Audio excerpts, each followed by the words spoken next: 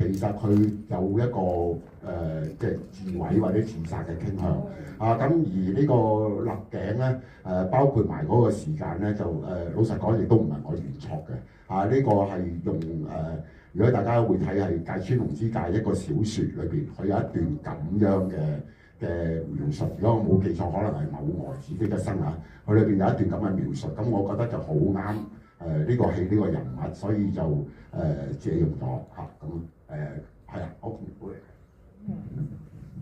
係，多謝你個問題啊！咁床戲嗰 part，我記得我哋係拍咗2 take 嘅啫，係啦2 take 嘅啫。咁係啦，就好多謝導演嗰陣時嘅指導啦，因為我話我同 AK 拍嘅時候都有啲緊張嘅。咁當導演好清楚咁樣，一開頭咧你就係錫呢度，然後手咧就擺呢度，然後咧你就再點樣，然後佢就會捉住我手擺翻上嚟，咁我再錫佢，即係係有個次序咁樣，好似拍動作片咁樣咧，係有個 flow 咁當你有一個咁樣嘅 flow 嘅時候，我哋就可以好信任對方，同埋好喺一個好安全嘅狀態底下咁樣去將個情緒演繹出嚟咯。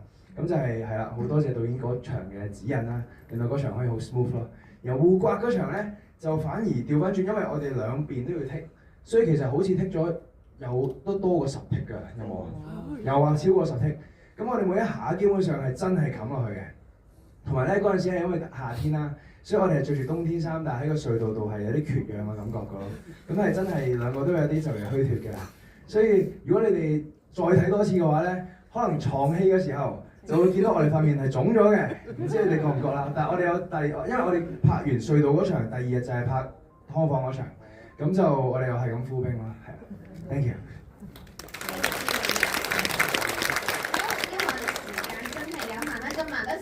我想問現場觀眾朋友會唔會想同佢哋影張合照啊？想唔想啊？